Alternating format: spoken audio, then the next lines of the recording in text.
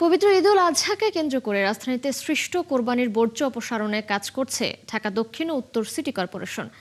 ঢাকা দক্ষিণ ও city corporation ডিএসসিসির পক্ষ থেকে জানানো হয়, শুক্রবার রাত 10টা থেকে 22,088 টন বর্জ্য মাতোয়াইল ভাগাড়ে চূড়ান্তভাবে ফেলা হয়েছে।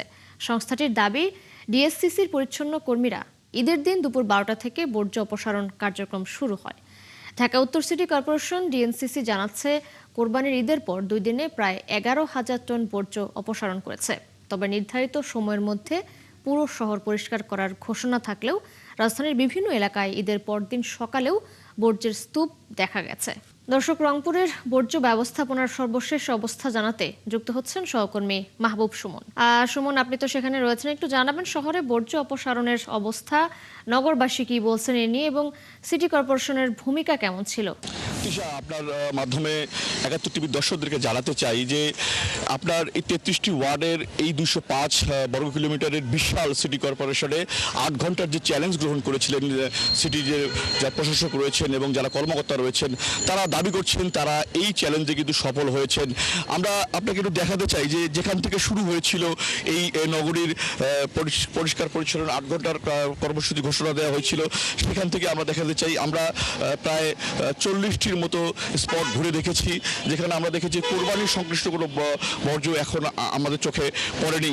পুরো রংপুরকে প্রায় 66টি জায়গায় সিটি কর্পোরেশন নির্ধারিত করে দিয়েছিল যে এইখানে নাগরিকদেরকে বলা হয়েছিল তারা যেন নির্ধারিত জায়গায় পশু কোরবানি করেন, এবং 66টি জায়গার বাইরেও কিন্তু কয়েক হাজার পশু কোরবানি করা হয়েছে।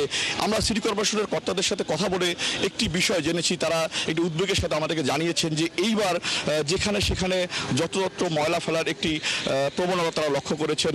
অন্যান্যবার পলিথিনে ফেলে তারা নির্ধারিত জায়গায় ফেলতেন, কিন্তু এইবার তারা বলছেন যে তারা এই কারণে কিন্তু তাদের যে ঘোষিত সময়, সেই সময়ে তারা কিন্তু চ্যালেঞ্জের মুখে পড়েছিলেন।